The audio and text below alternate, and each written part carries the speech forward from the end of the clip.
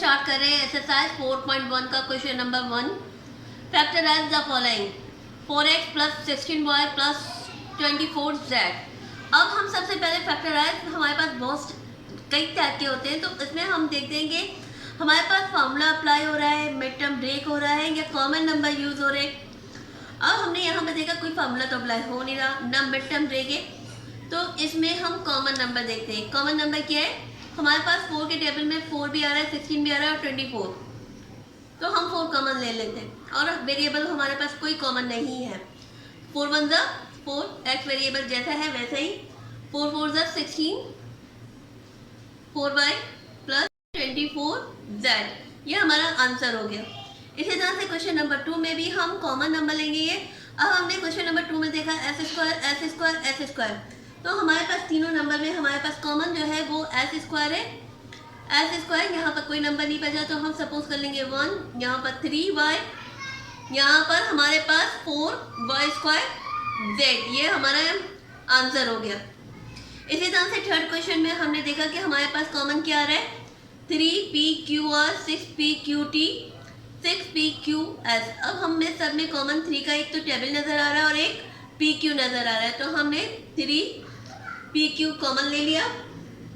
यहाँ पर रिमेनिंग बचा r प्लस 3 2 ज़ा 6 और t प्लस 3 1 ज़ा 3 और यहाँ पर रिमेनिंग बचा s, तो ये हमारा आंसर हो गया। इसी तरह से हमारे पास 9qr S square plus T square plus 18q square R square S square plus T square, तो हमारे पास दो एक्सप्रेशन है।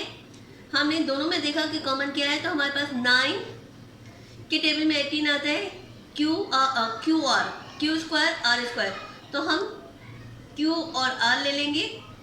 S square plus T square हमने ये कॉमन ले लिया। हमारे पास यहाँ पर सारे नंबर कॉमन में आ चुके हैं, यहाँ पर कोई वैल्यू नहीं बची, तो हम इसकी जगह 1 कंसिडर कर रहे हैं। प्लस 9 2 ज़ा 18, 1 क्यू आर हमारे पास कॉमन आ चुका है। अब हमारे पास रिमेनिंग है 1 Q R, S square T square हमारे पास कॉमन आ चुका है, तो ये हमारा आंसर।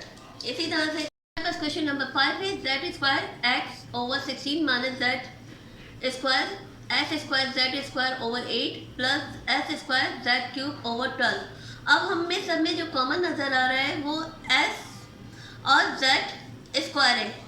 यहाँ जेड स्क्वायर और जेड क्यूब, तो जेड स्क्वायर सबसे ज़्यादा हमारे पास कॉमन है। फिर हमारे पास एक्स कॉमन है। अपॉन में हम देखें कि अपॉन में 16 8 और 12 वो किस चीज़ में हमारे पास कॉमन आ रहे हैं, वो 4 के टेबल में हमारे पास कॉमन आ रहे हैं। हमने 4 कॉमन ले लिया। अब जेड स्क्वायर और एक्स तो हमारे पास कॉमन आ चुका है, यहाँ पर कोई वैल्यू नहीं बची, तो हमने 1 ले लिया। 4 4 ज़ा 16 माइनस जेड स्क्वायर और एस स्क्वायर। अब यहाँ पर एक एक्स कॉमन आ चुका है, तो यहाँ पर रिमेनिंग एक एक्स बचा है। 4 2 ज़ा 8 प्लस एस, हमारे पास एस स्क्वायर में से एक्स कॉमन आ चुका है।